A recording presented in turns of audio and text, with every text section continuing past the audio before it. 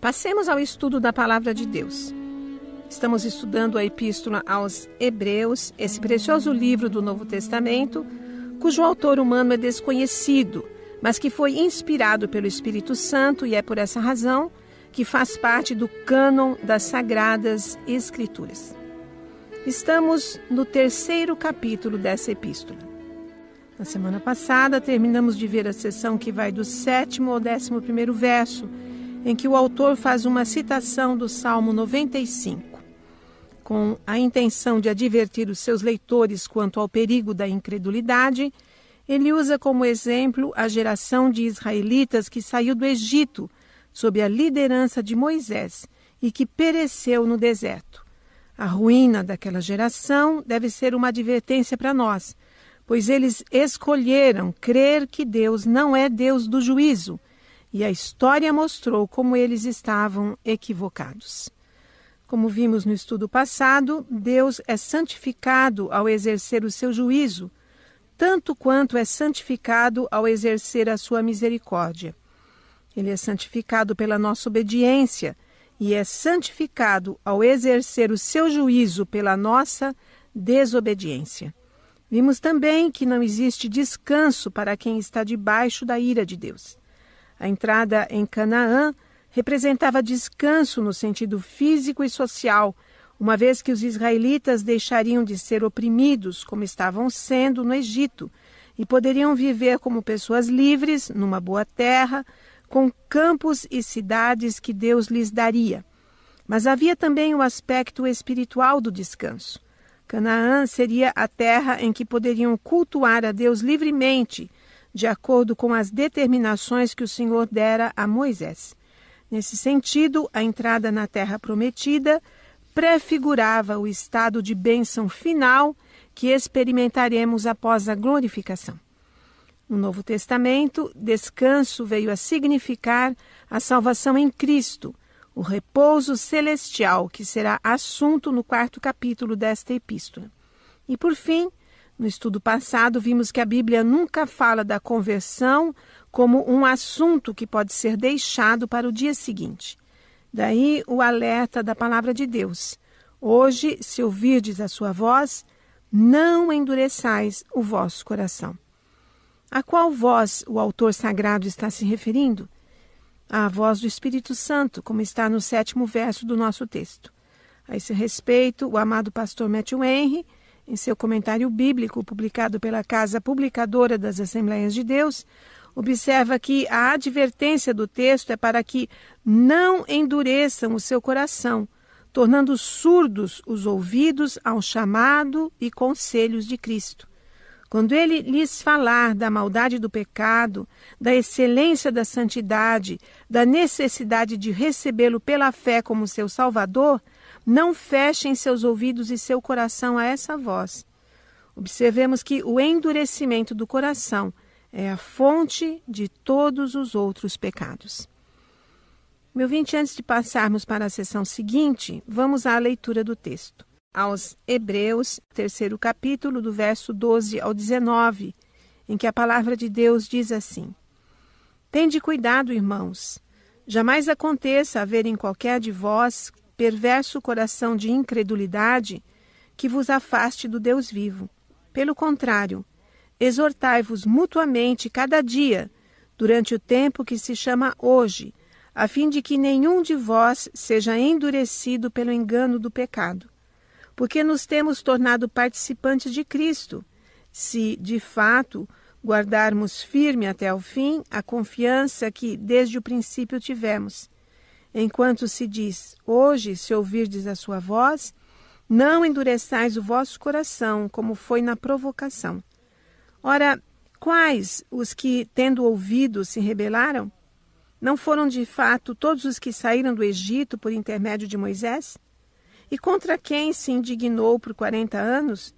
Não foi contra os que pecaram, cujos cadáveres caíram no deserto? E contra quem jurou que não entrariam no seu descanso, senão contra os que foram desobedientes? Vemos, pois, que não puderam entrar por causa da incredulidade.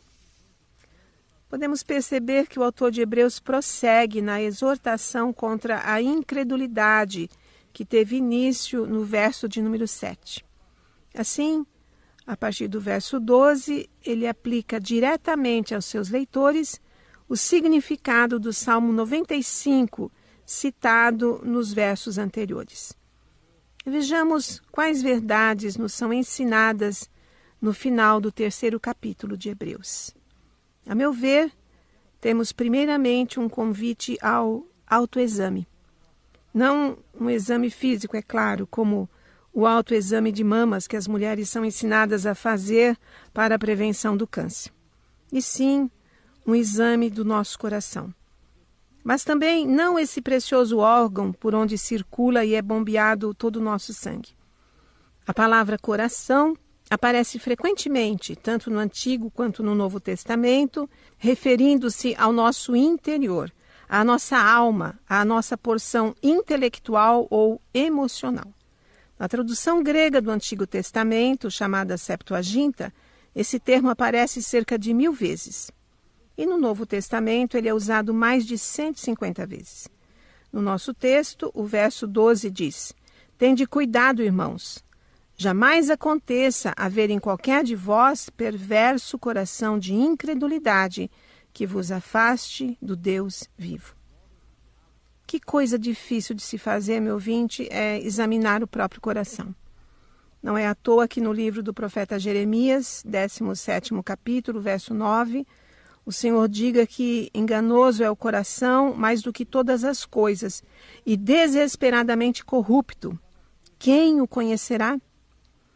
Parece que conhecer nosso coração não é tarefa nada fácil. Ele é enganoso, a mais enganosa das coisas, com uma assustadora tendência para se corromper. E o Senhor pergunta se haverá alguém com capacidade para realmente conhecê-lo. De fato, essa é uma tarefa impossível. Até mesmo competentes estudiosos da mente humana podem ser pegos de surpresa. E o mais sagaz, o mais perspicaz psiquiatra não é capaz de desvendar o que se passa no íntimo dos seus pacientes. Daí podemos dizer que é difícil para nós mesmos nos autoexaminarmos. Mas é isso que o texto de Hebreus nos pede, que nos examinemos para descobrir se não estamos nos inclinando para a incredulidade. Como podemos fazer isso? Como podemos conhecer o nosso coração? O texto do profeta Jeremias vem em nosso socorro. Volte lá em Jeremias, capítulo 17, verso 9, e veja que logo depois da sua pergunta, o Senhor nosso Deus afirma: "Eu, o Senhor, esquadrinho o coração, eu provo os pensamentos." Existe um Deus que sonda os corações e conhece todos os segredos dos homens, pois um dos seus atributos é a onisciência. Se desejamos nos conhecer como somos, como Deus nos vê, devemos buscar nele a iluminação. Só Deus pode nos tornar realistas a respeito de nós mesmos, livrando-nos do autoengano, livrando-nos da complacência com que costumamos lidar com os nossos erros. Tornar-nos realistas é uma função do Espírito Santo. O Senhor Jesus afirmou, no Evangelho conforme João, capítulo 16, verso 8, que quando o Espírito Santo viesse, ele convenceria o mundo do pecado, da justiça e do juízo. Ora, sabemos que o Espírito Santo já veio desde o dia de Pentecostes. Assim, compreender a nossa condição real só é possível através da ação do Espírito Santo, mas é possível. O homem, em seu estado natural, jamais admitirá seu próprio pecado. Mas o amado Espírito do Senhor o convence disso.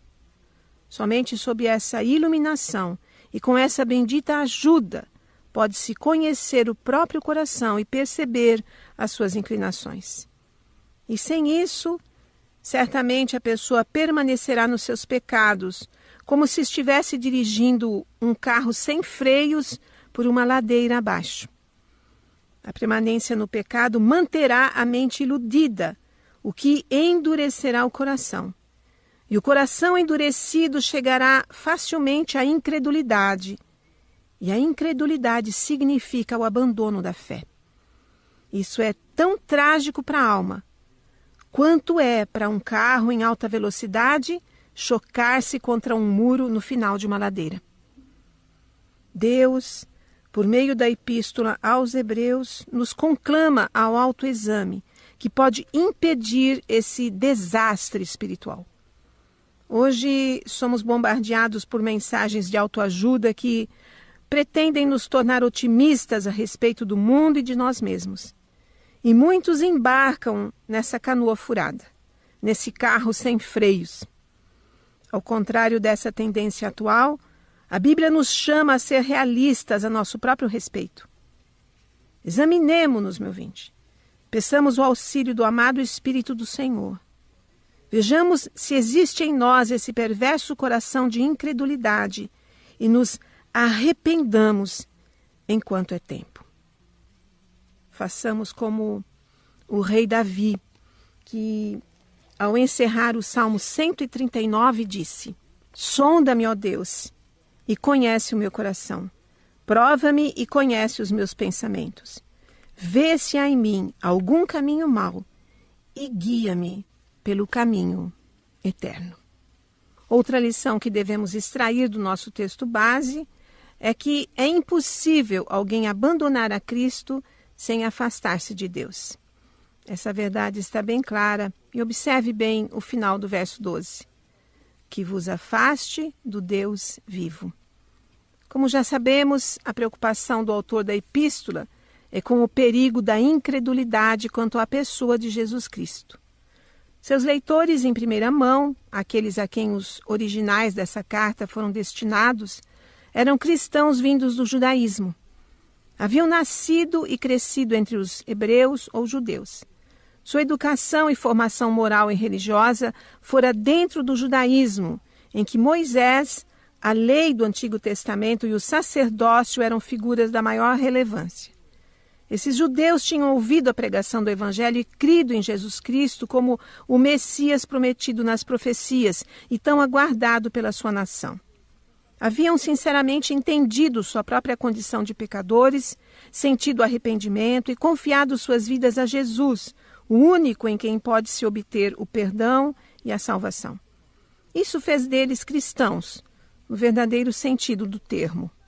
Contudo, algo estava ocorrendo com esses judeus convertidos. As perseguições promovidas pelo Império Romano haviam temporariamente cessado, experimentava-se um período de paz.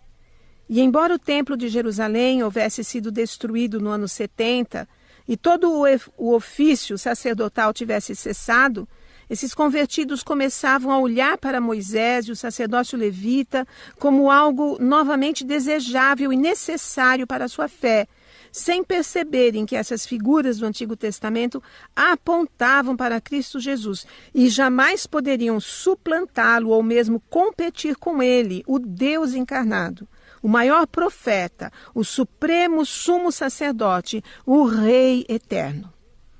Pretender igualar Moisés e o sacerdócio com Jesus era ser incrédulo quanto a Jesus e sua obra redentora. E a incredulidade quanto à suficiência de Jesus Cristo implica em afastar-se do Deus vivo. Isso é muito sério e muito atual, meu ouvinte. É exatamente o que fazem muitos da nossa geração que se consideram cristãos. Cristo não lhes basta. É preciso também evidências materiais. É preciso, por exemplo, um copo d'água. É preciso as novenas, as 8 ou 9 sextas-feiras disso ou daquilo. É preciso o óleo ungido, é preciso que tenham os cultos de revelação e por aí vai. É preciso a fé em Maria, a fé no santo padroeiro disto e daquilo. A imaginação humana não tem limites mesmo. Isso não é nada diferente do que estavam fazendo aqueles antigos hebreus, quando lançavam seus olhos espirituais para Moisés e o sacerdócio levita. O autor da carta, inspirado pelo Deus verdadeiro, os adverte energicamente. Cuidado, irmãos. Esse coração incrédulo vai afastá-los do Deus vivo. Observe, meu ouvinte, que todas essas práticas que eu citei demonstram incredulidade quanto à suficiência de Cristo Jesus. Alguém pode perguntar: ora, que mal existe em colocar um copo d'água quando o pastor vai orar? O mal, meu ouvinte, é que você está pondo sua fé naquela água e está dizendo que Jesus Cristo só não basta, não é o suficiente. Que a oração pura e simples em nome de Jesus não é suficiente. É preciso mais. E o nome para isso não é fé, é incredulidade. E ao invés dessas práticas e outras mais aproximarem o pecador de Deus, o que elas fazem é exatamente o contrário. Elas o afastam de Deus. Observe o título dado ao Senhor Deus. Ele é o Deus vivo. Esse era um título divino muito comum entre os hebreus, usado originalmente para contrastar o Deus verdadeiro com os ídolos sem vida, as entidades cultuadas pelos pagãos, produto da sua imaginação idólatra. Russell Champlin, em seu comentário do Novo Testamento, publicado pela editora Millennium, lembra que Deus está vivo e Ele é o único legislador. Esse é o Deus dos hebreus, o Deus do Antigo e do Novo Testamento. Rejeitar o Cristo do Novo Testamento é rejeitar o Deus do Antigo Testamento, e isso é rejeitar a vida eterna. Como disse Jesus em sua oração sacerdotal, no Evangelho conforme João, capítulo 17, verso 3, a vida eterna é esta, que te conheçam a ti, o único Deus verdadeiro, e a Jesus Cristo, a quem enviaste. O autor da epístola deseja guiar seus leitores por essa linha de pensamento, mostrando que é impossível alguém desacreditar da suficiência de Cristo sem, consequentemente, afastar-se do Deus vivo. Esse é o grande desastre que as crenças pessoais que são adicionadas à fé cristã podem causar. Cada um pensa que está contribuindo com a fé cristã quando faz algum acréscimo à pureza e simplicidade do Evangelho.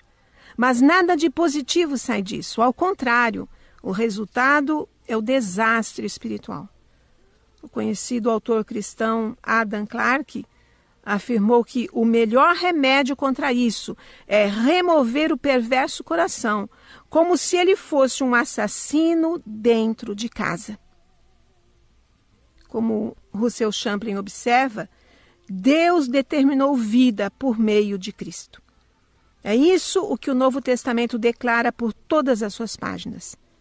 Segundo as próprias palavras de Jesus, no Evangelho conforme João, 3º capítulo, verso 16, Deus amou ao mundo de tal maneira que deu o seu Filho unigênito para que todo aquele que nele crê não pereça, mas tenha a vida eterna.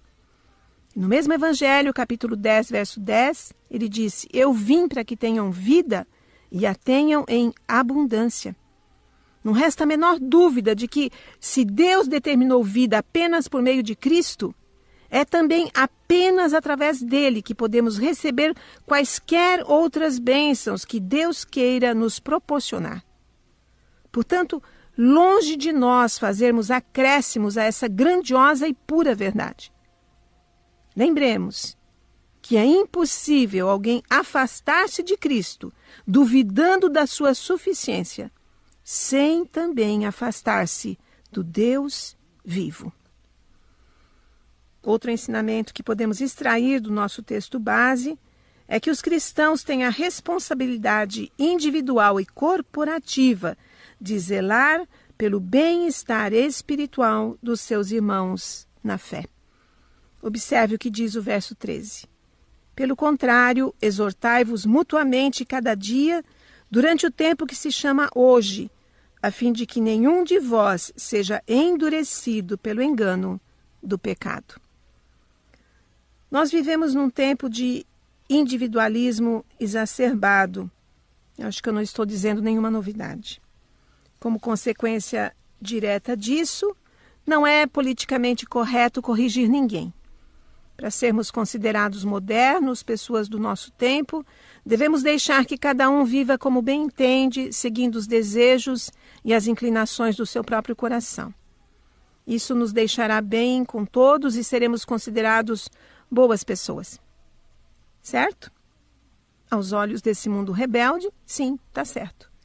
Porém, à luz da Bíblia, aos olhos do Deus vivo, isso é errado, muito errado. Romanos capítulo 12, versos 1 e 2, contém uma exortação muito conhecida dos crentes. Rogo-vos, pois, irmãos, pelas misericórdias de Deus, que apresenteis o vosso corpo por sacrifício vivo, santo e agradável a Deus, que é o vosso culto racional. E não vos conformeis com este século, mas transformai-vos pela renovação da vossa mente, para que experimenteis qual seja a boa, agradável e perfeita vontade de Deus.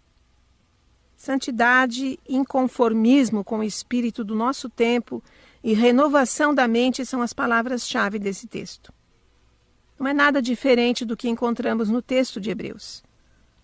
O autor sagrado conclama seus leitores a se importarem uns com os outros, não se conformando a verem seus irmãos trilhando o perigoso caminho que leva à incredulidade.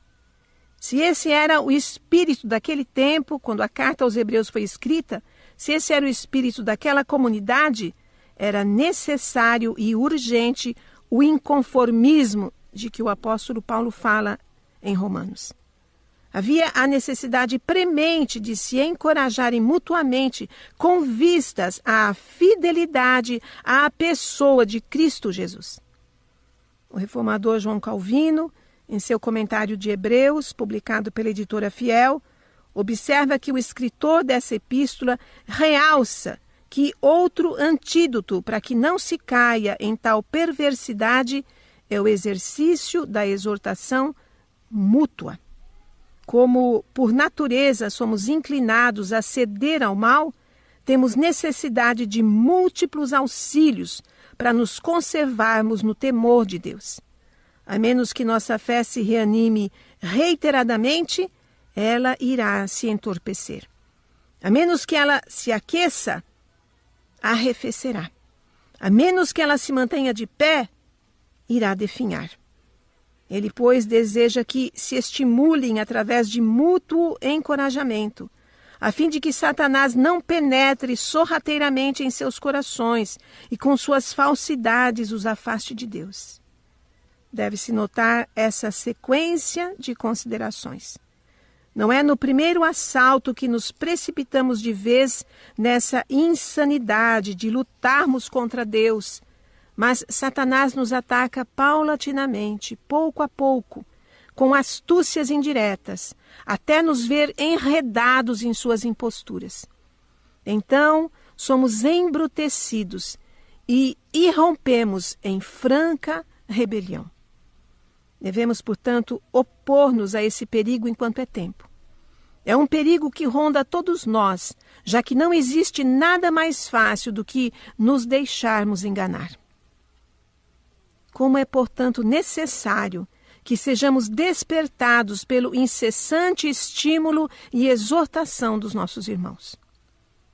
O escritor de Hebreus não só dirige uma instrução a todos para que se cuidassem, mas deseja também que todos se preocupem com a segurança de cada membro, para que não permitam que algum dos que foram chamados se desvie em decorrência da negligência deles. E aquele que sente ser seu dever preocupar-se com o bem-estar de todo o rebanho, sem que negligencie uma única ovelha, nesse caso desempenha a função de um bom pastor. Seguindo a linha de raciocínio de Calvino, podemos acrescentar que um bom líder, portanto, não é aquele que ajunta cada vez mais e mais ovelhas, mas sim aquele que zela para que nenhuma delas desvie seus olhos de Cristo Jesus, o autor e consumador da nossa fé. Sim, porque o texto de Hebreus, verso 13, deixa patente que os crentes têm a responsabilidade, tanto de forma individual quanto corporativa, de cuidar quanto ao bem-estar espiritual dos seus irmãos na fé. Quanto maior responsabilidade, então, têm os líderes, os pastores. No próximo estudo, veremos que o pecado é o agente enganador da parte de Satanás E veremos que o tempo presente, o dia de hoje, é um período de graça divina, que Deus estende até que a morte dê fim à vida terrena da pessoa. Portanto, esse período de graça divina é limitado. Sejamos cuidadosos e atentos, meu ouvinte, às inclinações do nosso coração. Que nada ofusque a suficiência de Cristo Jesus em nossa alma. E assim, que nada nos afaste um minuto sequer do Deus vivo. Ao Senhor seja toda a glória, toda a honra e o louvor, hoje e sempre. Amém.